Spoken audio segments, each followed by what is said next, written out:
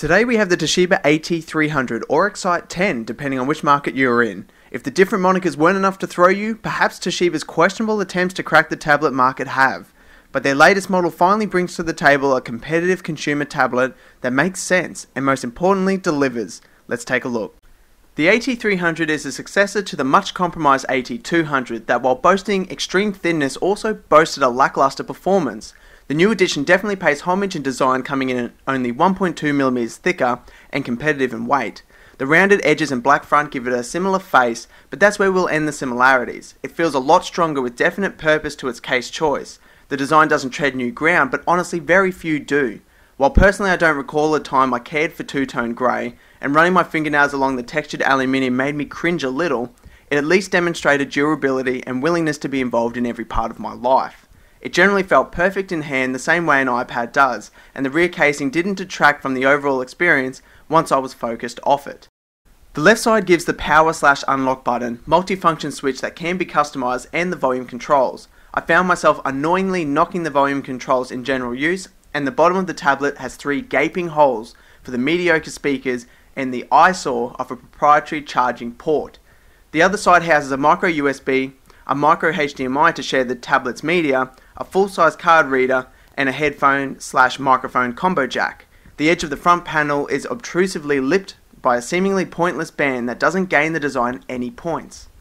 Fortunately, the AT300 picks itself up where the AT200 fell over flat on its face. It now offers a Tegra 3 quad-core processor to deliver a powerful experience, and that experience is what should sell this tablet. It is understated how well the UI operates thanks to the hardware tucked inside this thin device.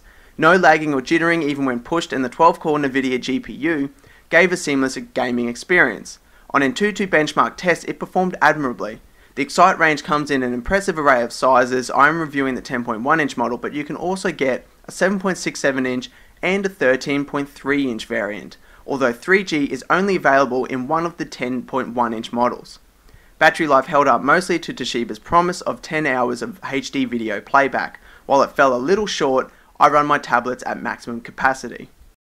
For price, the AT300 screen is trounced by direct competition like the iPad 3 and ASUS Transformer Pad Infinity. Resolution was quite good, even if on paper it doesn't have the highest pixel density.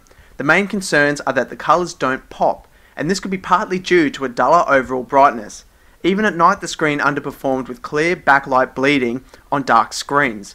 The display was never going to be a selling point, and that for me was evident, but it provides enough to not hinder the tablet's user experience. But the part that caught me almost off guard was swiping into a vanilla version of Android Ice Cream Sandwich. The native Google experience is what helps differentiate this tablet from the competitors' Android devices that use at times heavy overlays to deliver a unique feel.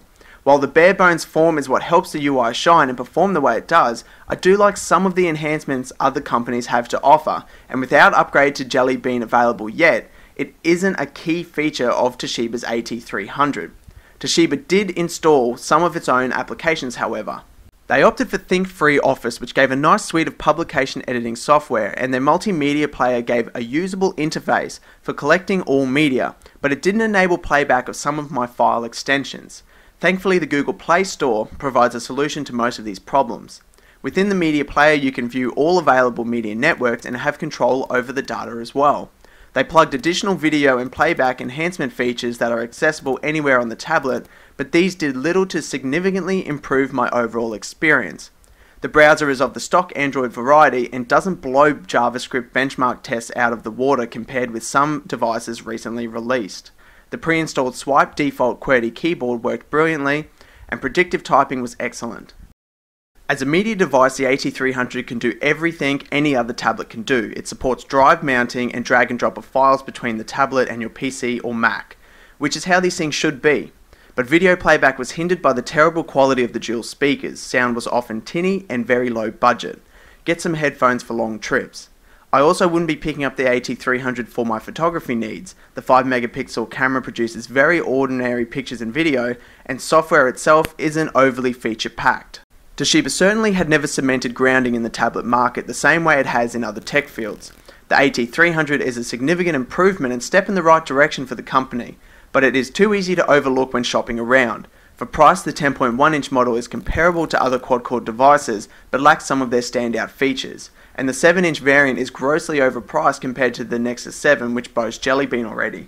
As an everyday tablet, I could see myself with the Toshiba 8300.